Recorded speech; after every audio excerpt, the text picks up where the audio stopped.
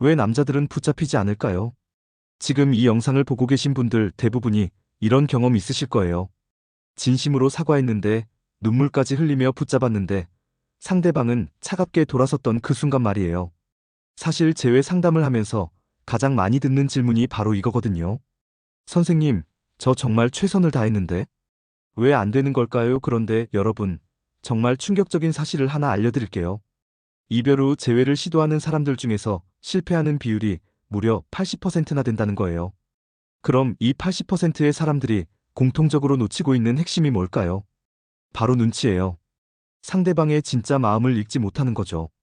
그리고 타이밍을 완전히 잘못 잡는 거고요. 마지막으로 남자와 여자의 이별 처리 방식이 하늘과 땅 차이라는 걸 모르는 거예요.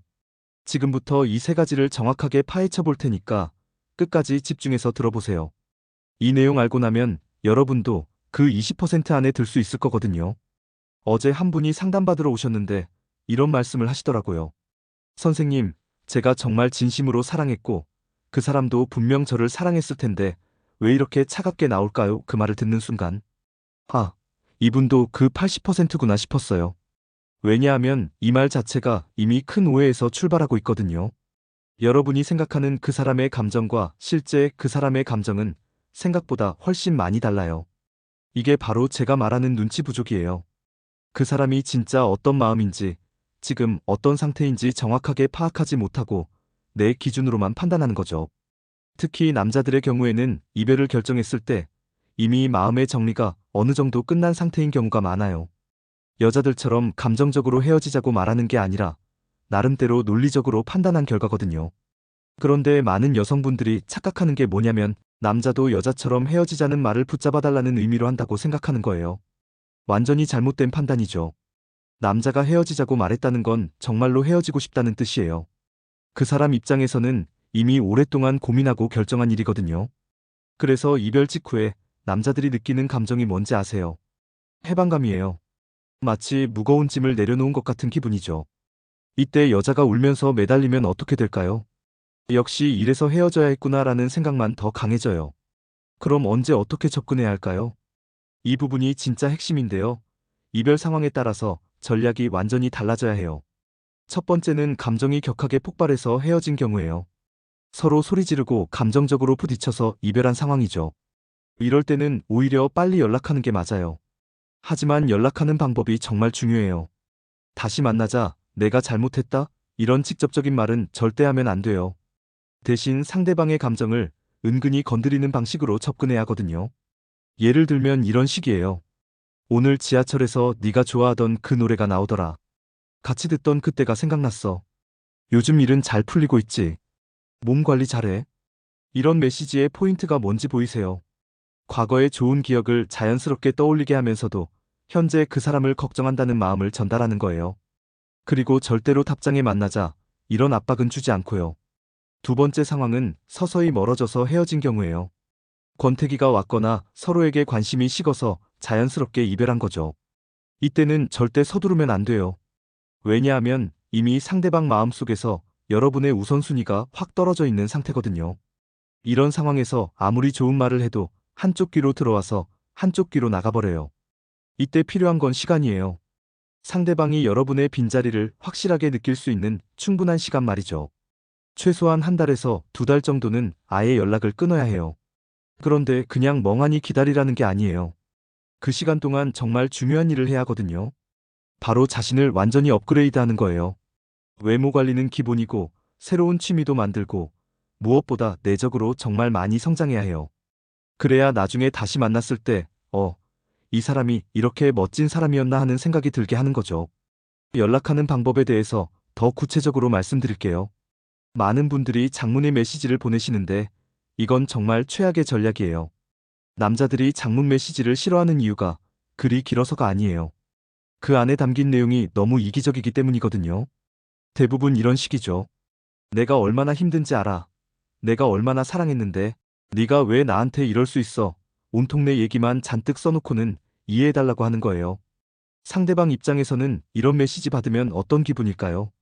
또 시작이네라는 생각밖에 안 들어요. 그래서 메시지는 짧으면서도 강한 인상을 남겨야 해요. 효과적인 메시지 구조를 알려드릴게요. 첫째, 상대방 안부부터 물어보세요. 둘째, 과거 좋은 기억 하나만 언급하세요. 셋째, 상대방을 응원하는 말로 마무리하세요. 그리고 절대로 답장 달라고 하지 마세요. 또 다른 예시를 들어볼까요? 프로젝트는 어떻게 돼가고 있어? 예전에 밤새워 기획서 만들던 내 모습이 문득 생각났거든. 그때 내가 사온 커피 정말 고마워했잖아. 지금도 그때처럼 열심히 하고 있을 거라고 생각해. 건강 챙기면서 해. 이런 메시지가 왜 효과적인지 보이시나요? 상대방의 현재를 걱정해주면서도 과거에 내가 얼마나 그 사람을 세심하게 챙겼는지를 자연스럽게 어필하는 거거든요. 그런데 정말 중요한 걸 하나 더 말씀드릴게요. 남자와 여자의 이별 처리 방식이 완전히 다르다는 거예요. 여자들은 보통 이별을 감정적으로 처리해요. 슬프고 아프고 그리워하는 감정을 충분히 느끼고 표현하죠. 그런데 남자들은 정반대예요. 이별의 아픔을 최대한 피하려고 하고 바쁘게 지내면서 잊으려고 노력하거든요. 그래서 여자가 나도 정말 많이 힘들어라고 말하면 남자는 그럼 왜 계속 연락해서 서로 고생하게 만드냐고 생각해버려요. 이런 차이를 모르면 대화가 계속 엇나갈 수밖에 없어요. 남자들이 정말 붙잡히는 순간이 언제인지 아세요? 바로 자기 선택이 잘못됐다는 걸 스스로 깨달았을 때예요. 누군가 설득해서가 아니라 본인이 직접 느꼈을 때 말이죠. 그래서 재회에서 가장 중요한 건 상대방이 스스로 깨닫도록 만드는 거예요. 직접적으로 어필하는 것보다 간접적으로 어필하는 게 훨씬 효과가 좋거든요. 재회 과정에서 꼭 거쳐야 하는 단계들이 있어요.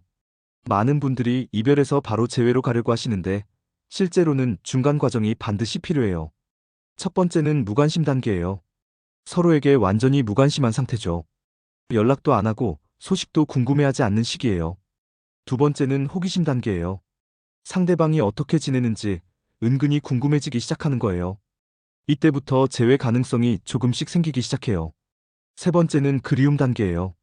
과거에 좋았던 순간들이 자꾸 떠오르면서 상대방이 그리워지는 거죠. 이 단계에서 적절하게 접근하면 재회 확률이 확 높아져요. 마지막이 재회 결정 단계예요. 서로가 다시 만나고 싶다는 마음을 확인하게 되는 거죠. 중요한 건 이 단계들을 성급하게 건너뛰려고 하면 절대 안 된다는 거예요. 각 단계마다 꼭 필요한 시간과 과정이 있거든요. 재회를 시도하기 전에 꼭 생각해 봐야 할 것들이 있어요. 첫째는 왜 헤어졌는지 정확하게 분석하는 거예요. 단순한 오해였는지 아니면 근본적인 성격이나 가치관 차이였는지 파악해야 하거든요. 둘째는 그 문제가 정말 해결될 수 있는 건지 판단하는 거예요. 만약 근본적으로 안 맞는 부분이라면 재회에도 또 같은 이유로 헤어질 가능성이 높아요. 셋째는 내가 진짜 변할 준비가 되어 있는지 솔직하게 돌아보는 거예요. 상대방만 변하기를 바라는 게 아니라 나도 변할 의지가 있어야 하거든요. 실제로 재회에 성공한 사람들을 보면 공통점이 하나 있어요. 모두 이 세 가지에 대해서 명확한 답을 가지고 있었다는 거예요. 그리고 애매한 관계의 필요성도 알아두셔야 해요. 많은 분들이 재회하면 바로 예전처럼 연인이 되기를 원하시는데 실제로는 그 중간 단계가 꼭 필요하거든요. 애매한 관계라는 건 연인도 아니고 그냥 친구도 아닌 상태를 말해요. 이 시기에는 서로에게 부담 주지 않으면서 천천히 감정을 회복해 나가는 거죠. 남자들한테는 이 애매한 관계가 편해요. 연인으로서 져야 할 책임은 없으면서도 여자와의 감정적 연결은 계속 유지할 수 있거든요. 여자 입장에서는 답답할 수 있지만 이 시기를 잘 활용하면 재회 확률을 높일 수 있어요. 이때 중요한 건 상대방에게 너무 큰 기대를 하지 않는 거예요. 왜 빨리 연락 안 해? 더 자주 만나야 하는데 이런 생각하면 스스로만 힘들어져요. 대신 이 시기를 나 자신을 더 매력적으로 만드는 시간으로 활용하세요. 상대방이 이 사람이 이렇게 괜찮은 사람이었나라는 생각을 하도록 만드는 거거든요. 재회 과정에서 절대 하면 안 되는 실수들도 있어요. 첫째는 상대방의 새로운 인간관계를 감시하는 거예요. 누구랑 만나는지, 어디 가는지 계속 체크하려고 하면 상대방이 정말 부담스러워해요. 둘째는 과거 잘못을 계속 사과하는 거예요. 한두 번 진심으로 사과하는 건 필요하지만 계속 반복하면 오히려 그 잘못을 더 크게 부각시키게 돼요. 셋째는 다른 사람과 비교하며 질투하는 모습 보이는 거예요. 그 사람보다 내가 더 좋은데 왜라는 식으로 접근하면 완전 역효과 나거든요. 마지막으로 가장 중요한 마음가짐을 말씀드릴게요. 재회는 상대방을 다시 얻는 게 아니라 완전히 새로운 관계를 시작하는 거예요. 과거 관계로 돌아가려고 하면 또 똑같은 문제들이 반복될 수밖에 없거든요. 그래서 재회 시도하기 전에 스스로에게 물어보세요. 나는 정말 변했나? 우리 관계에서 문제가 됐던 부분들을 해결할 준비가 됐나? 상대방도 변화할 시간과 공간을 줄 수 있나? 이런 질문들에 대해서 확신 있게 답할 수 있을 때 비로소 재회를 시도하는 게 맞아요. 그렇지 않으면 결국 또 다른 상처만 남게 될 테니까요. 재회라는 건 결국 두 사람이 모두 성장했을 때 가능한 거예요. 한 사람만 변한다고 해서 되는 일이 아니거든요. 그래서 상대방에게도 충분한 시간과 기회를 줘야 해요. 제가 오늘 말씀드린 내용들 중에서 가장 기억해 주셨으면 하는 건 눈치예요. 상대방의 진짜 마음 상태를 정확하게 파악하는 게 재회 성공의 핵심이거든요. 그리고 무엇보다 중요한 건 여러분 자신의 행복이라는 걸 절대 잊지 마세요. 재회 자체가 목표가 되면 안 되고 더 건강하고 성숙한 관계를 만드는 게 목표가 되어야 해요. 혹시 여러분도 비슷한 상황을 겪고 계시거나 이미 재회에 성공하신 경험이 있다면 댓글로 이야기해 주세요. 서로 경험 공유하면서 더 많은 분들한테 도움이 될 수 있을 거라고 생각해요. 그리고 더 궁금한 내용이나 다뤄줬으면 하는 주제가 있으면 언제든지 댓글 남겨주세요. 다음 영상 주제로 준비해 볼게요. 오늘도 끝까지 시청해 주셔서 정말 고맙고요. 여러분 모두 행복한 사랑하시길 바라요.